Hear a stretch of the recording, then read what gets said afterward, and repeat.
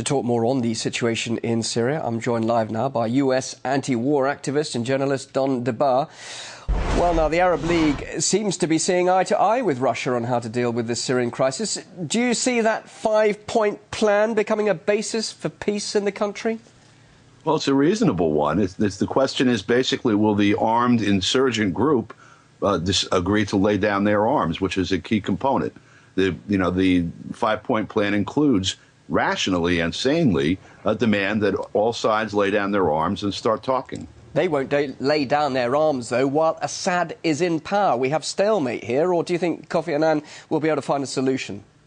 Well, I mean, the biggest problem is the fact that there's no perception or fact of any prevailing international law. You have sitting in Paris the head of the Syrian National, the SNC, and, he's the head of an armed terrorist group opening and operating openly in Paris. Now, if this were the head of al-Qaeda after the attacks in New York, for example, there wouldn't be a place on the planet where the United States wouldn't have the entire United Nations marching in and carting him off the court or killing him and dumping him at sea. So there's no environment for normal legal and political machinery to work anyway. And obviously, this group could not operate in Syria with impunity without the backing of the United States and the Arab League countries. Well, Qatar and Saudi Arabia, they've sharply criticised Moscow's stance, saying that a ceasefire is not enough and accusing it of giving Assad a free rein to continue to kill civilians in Syria. Is that a fair criticism there?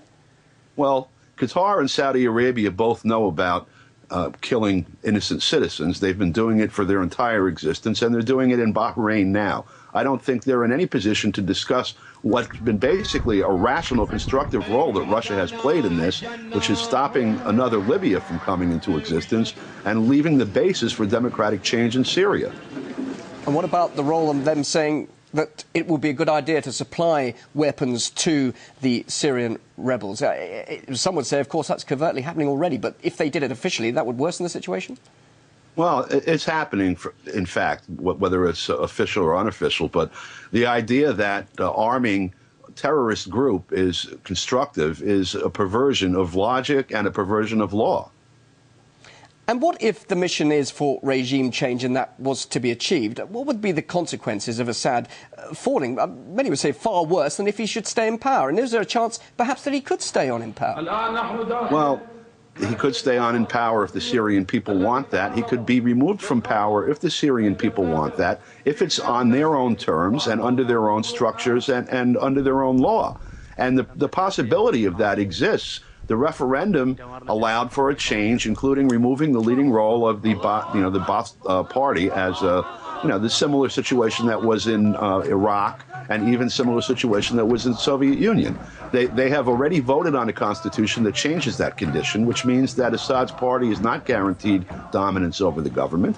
And people turned out in the midst of a terrorist campaign to vote in numbers that rival the U.S. presidential election in 2008 in terms of the percentage of turnout, and they overwhelmingly adopted the Constitution. So the will of the Syrian people is clear, and there's a way for regime change that's in accord with their wishes. Don, let's quickly talk about media coverage, finally. Major news channels under fire for their way they're covering the Syrian war, with Al Jazeera seeing some of its employees resigning over its editorial policy. I know that you have actually worked with Al Jazeera. I'd like to know from your experience why you think that is happening. Well, first of all, that's been ongoing since last April, of 2011.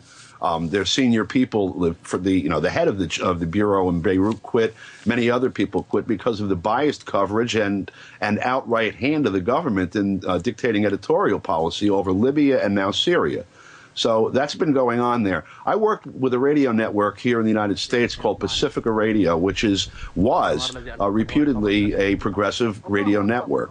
And they had a change in management in 2009. And at the time that this change took place, and there were political changes taking place, I covered it as a journalist for the listeners, as I felt I should. And I was purged. And shortly after that, they replaced most of the locally produced news in the United States with Al Jazeera and held it out to this audience of a progressive radio network as progressive news, which is laughable. Don, thanks very much indeed for your thoughts. Don DeBar joining me live there in the USA.